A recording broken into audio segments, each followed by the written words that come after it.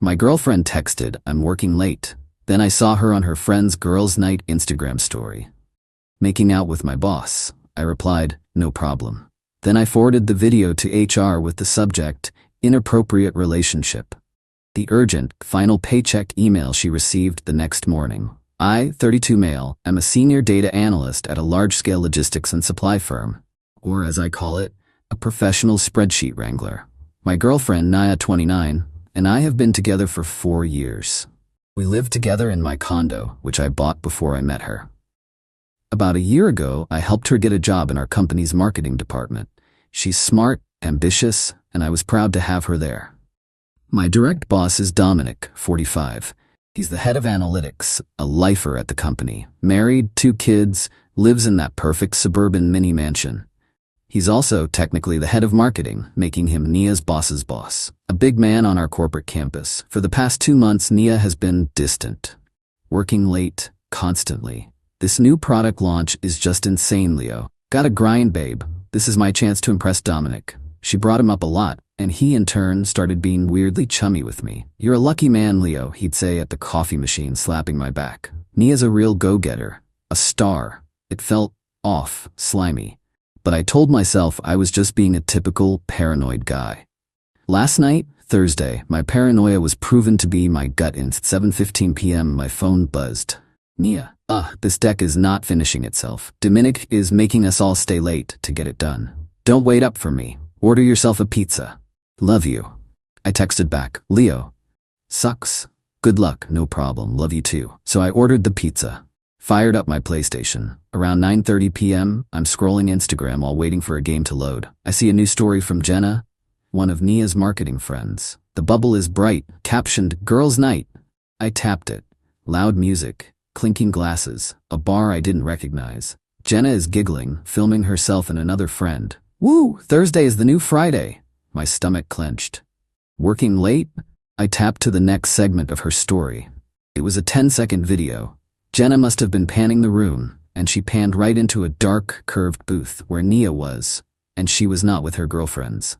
She had her hands in a man's hair, and they were, in no uncertain terms, making out, swallowing each other's faces. The man, of course, was Dominic, my boss, her boss's boss. The video was so clear, unmistakable, I felt nothing, just pure, cold, Arctic ice.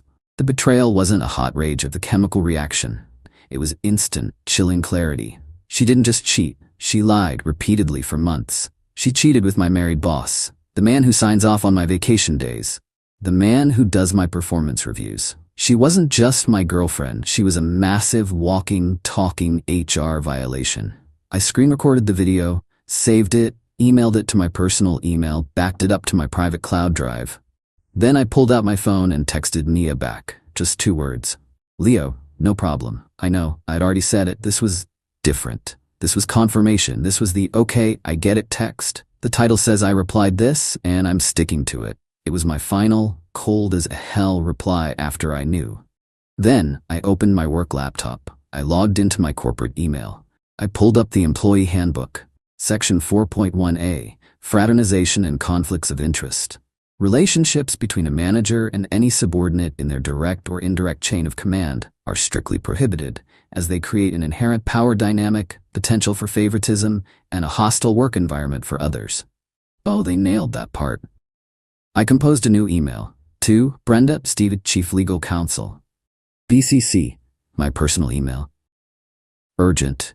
Inappropriate relationship, Sec 4.1a, and hostile work environment.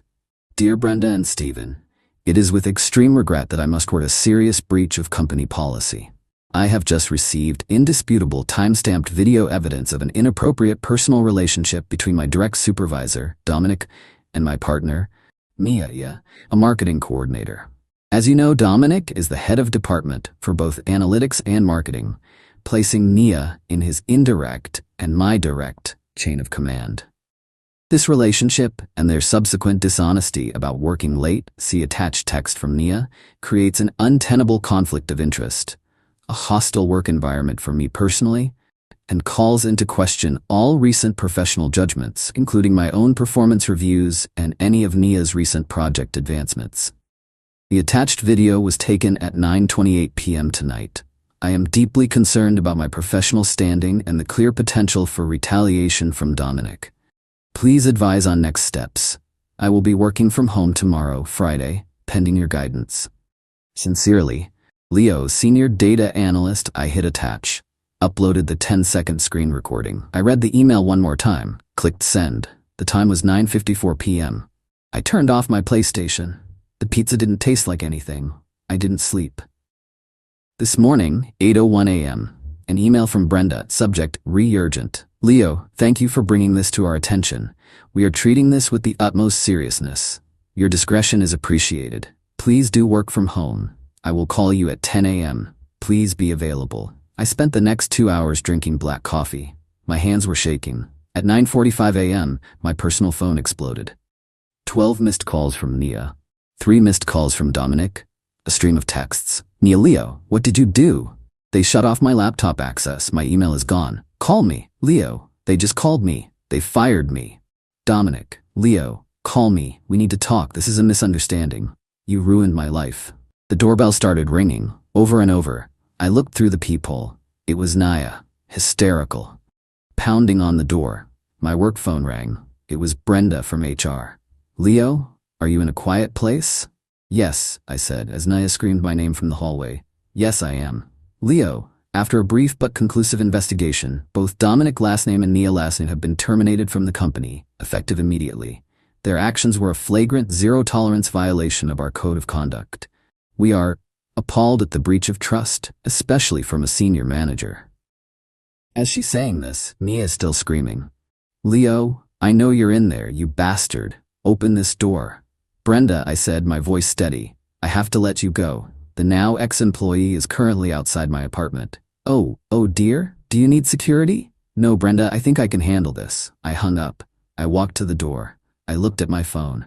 Nia had just forwarded me an email, the one she received at 9:35 a.m. Subject, urgent. Final paycheck, employment termination.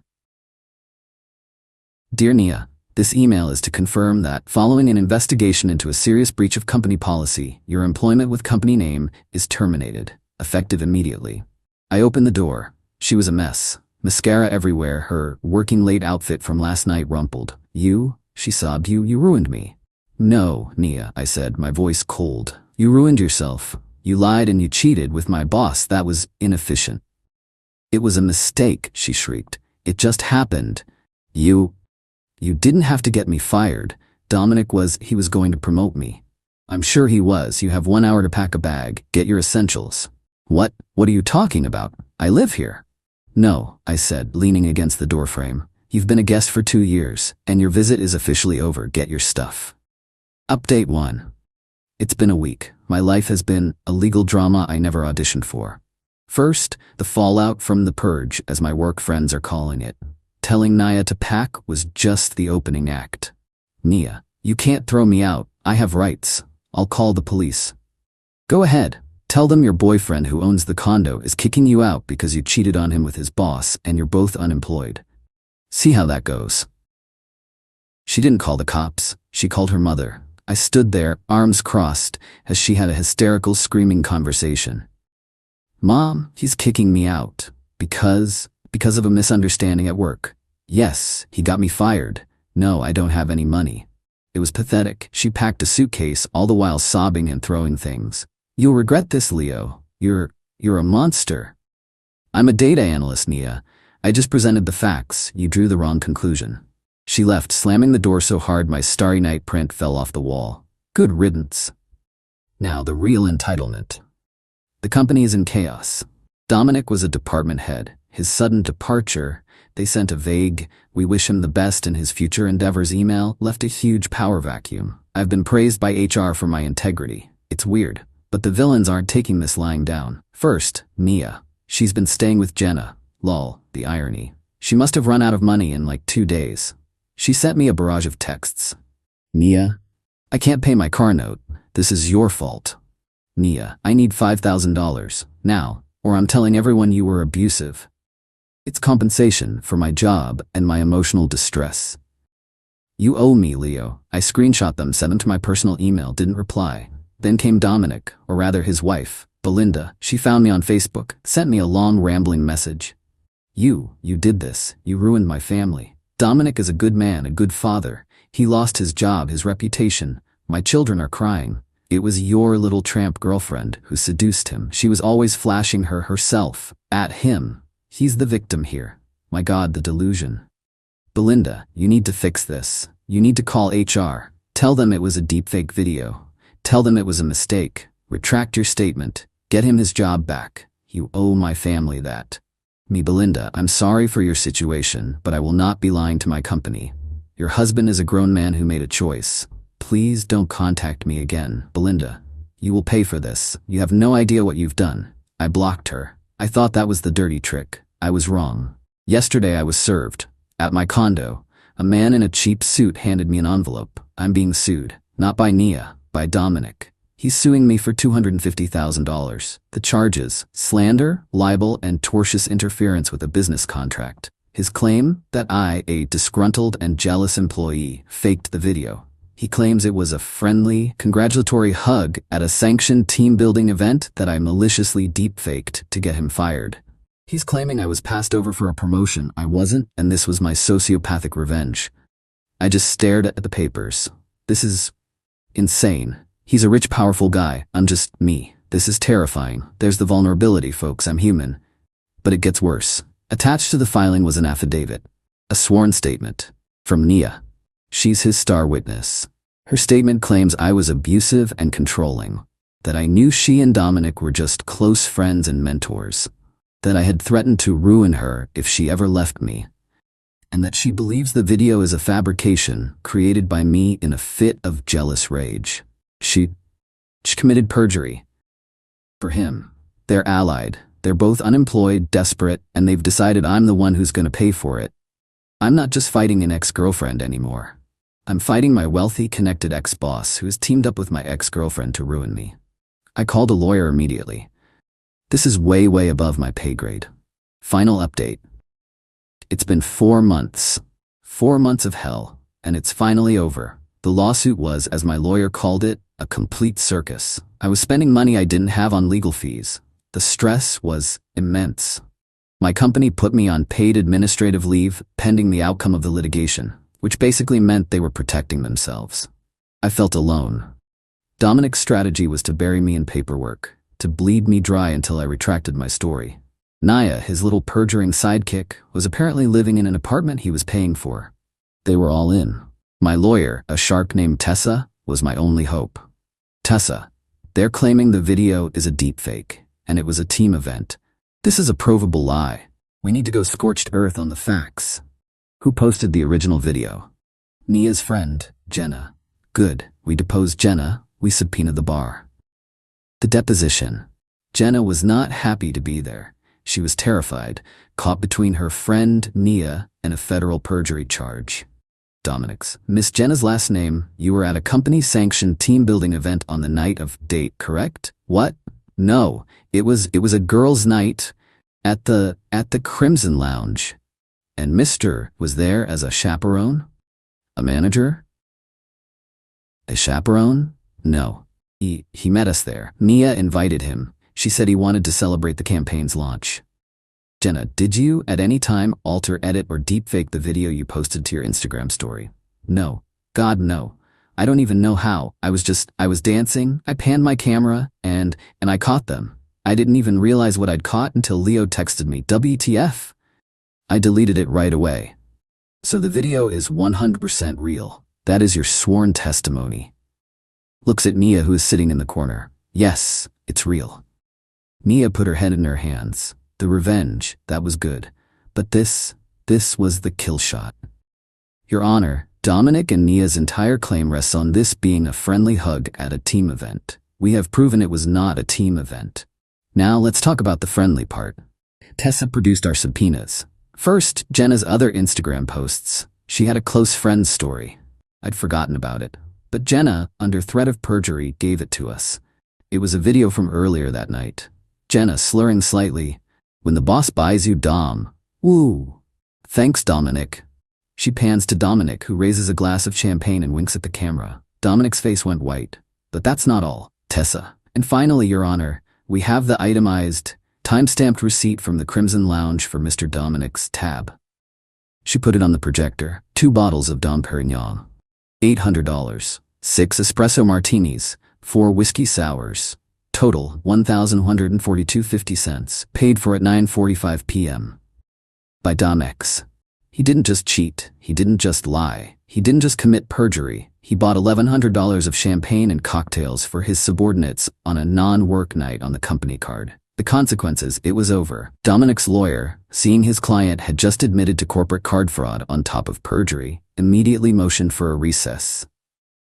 The lawsuit against me was dropped within the hour. Tessa, my beautiful shark, immediately filed a countersuit for malicious prosecution, defamation, and full recovery of my legal fees. Dominic, facing a new investigation from our company for fraud, they were not happy, and criminal charges for perjury settled so fast it made my head spin. He had to pay my entire legal bill, $38,200, and an additional $20,000 for damages, which I happily accepted. Belinda, his wife, who had been sitting in the back of the courtroom, heard all of it. The champagne, the thanks Dominic wink, the perjury. She filed for divorce the next day. He's losing his mini-mansion. He's lost his career. He's blacklisted in our industry now. He's lost his family. Naya? She's the real tragedy. She's guilty of perjury. She's unemployable. Jenna and her entire friend group cut her off for lying and dragging them into a lawsuit. Dominic, as part of his divorce, can't support her anymore. Last I heard, she was working as a waitress at a chain restaurant, living with her mom. She tried to text me from a new number. Nia, I'm sorry. I know I messed up. He manipulated me. Please, Leo, I have nothing. I just blocked the number. As for me, the company apologized profusely. They brought me back from leave with a promotion to Dominic's old job, Ulmeo. Just kidding, but I got a fat raise and a new title. The whole thing cost me 4 months of sleep and sanity. It cost me a relationship I thought was real. I took a financial hit, but I got it back. I wasn't some action hero. I was just a guy who got cheated on. But I'm a guy who keeps receipts. The best part? My revenge wasn't some grand evil plan. I just told the truth. I presented the data, and I let their own entitlement, their own lies, and their own stupidity do the rest. They built their own prison. I just supplied the video evidence for the locks. I'm taking a long vacation, somewhere with no cell service.